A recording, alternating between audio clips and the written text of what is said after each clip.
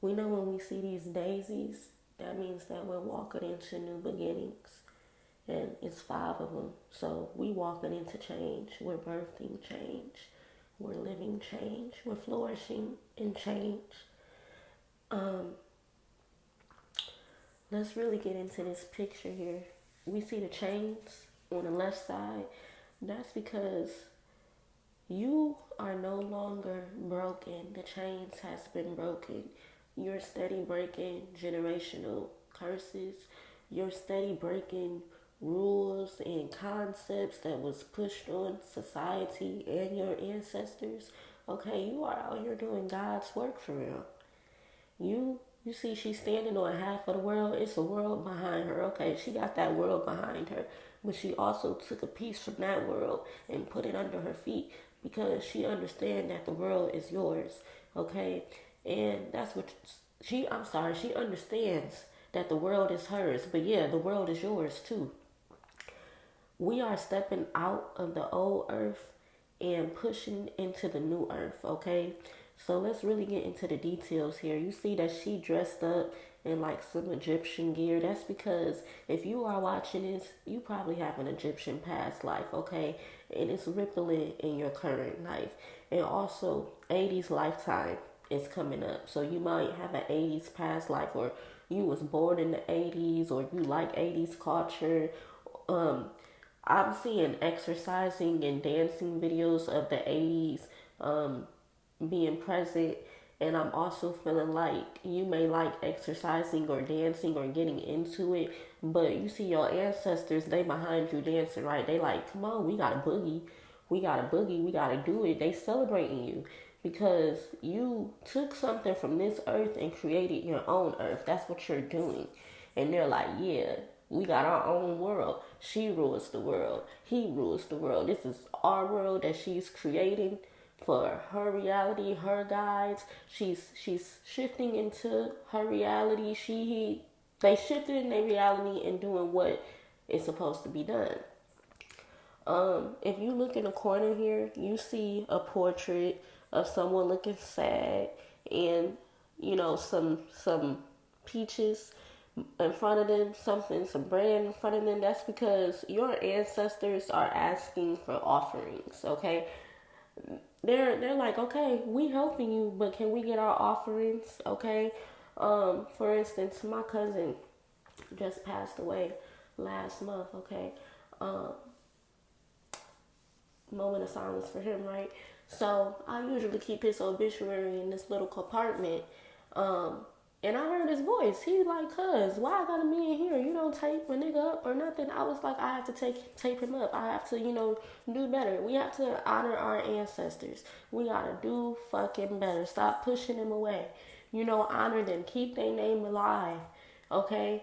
Now some ancestors you do have to be careful. But the ancestors that actually resonate with you, you don't have to, in my opinion, everybody is different. You don't necessarily have to build an altar. It's simply just allowing your ancestors to live through you. So if you know that they like neck bones and black eyed peas and rice, then for Sunday dinner, you gonna eat neck bones, black eyed peas and rice. If you know that if you're a smoker and you know that they used to smoke weed all the time, you go ahead and you take you a few puffs, okay? We honor our ancestors every day unconsciously. Now, if you want to go the extra mile and make an altar, that's always good. It's definitely recommended, okay? Take whatever you need to your ancestors' altar. Honor them. Also make an altar for yourself. Honor yourself, okay? Because we are the ancestors at the same time. Okay, and as you can see, this picture, like we said, it got an Egyptian background, but it also got like, an 80s background. And that's because you are realizing that you are multidimensional. You're not just in this play. You can pull from any lifetime that you want to. You can pull from any past that you want to and bring it into this reality in real time. Okay? Let the universe and your guides send you codes. Right now, a lot of karmic cycles are closing. Um, excuse me, y'all. Your ancestors is really watching you heavy. They paying attention to what you do. You know, they correcting you. They addressing you. Okay. Your royalty is also being confirmed. Okay. Who you are is being confirmed, and that's why you may feel weird, paranoia, feel like you being watched, feel like you going through a spiritual awakening, feel like the matrix is blocking you. That's because your royalty is being confirmed, and the closer you are to realizing who you are, the closer the doors try to close in, and try to make you realize that you are in an earth prison, which you are. This is an earth prison. But at the same time, it's really what you make out of it, because you can break your consciousness out of this prison. Okay, but it's all about you remembering who you are. You are source. You are God. Maybe not the God of everyone else, but the God of your own reality. So if you the God of your own motherfucking reality, you can't be locked in no prison. Because you can't be locked behind bars, because you are the bars. You are charged up.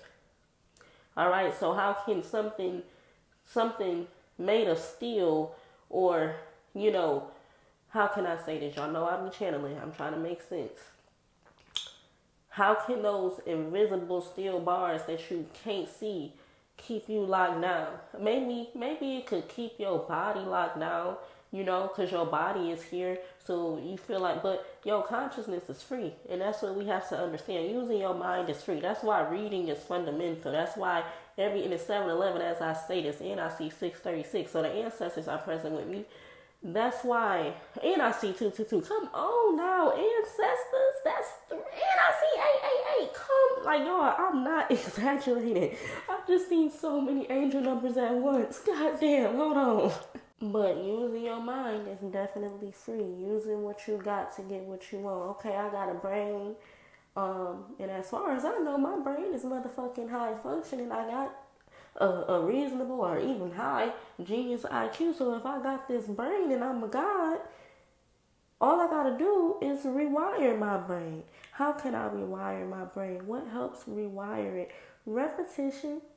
But repetition can go both ways. I can either wake up and do a self-care routine every morning, or I could just wake up and, start smoking, don't do no exercise, don't do nothing. And if I repeat those, what do I think my outcome's going to be? It's self-explanatory, but I'm using repetition as an example because that's how we rewire our brain. So saying affirmations, okay, but not only that, you really using your brain, using your intuition, okay? When shit doesn't seem right. You got a mouth to speak. When you need to speak up on some shit. You got a heart to feel. When you have to have compassion about some shit and help them out some shit. Okay, you got genitals, right? You know that you can't be giving your genitals to everybody because it's sacred. Okay, and you have to have sacred sex. And you have to attract the energy that you will want, because this womb power, this genital power is one of the most strongest powers that we have. So we have to conserve this sexual energy. Just seen 3, 3, 3, 3. So many threes too, y'all. Okay. Dang, y'all. Do I have anything more to say? Because on this one, I was channeling hard as hell. But yeah, y'all. Let the universe guide you and sing you codes. Moral of the story.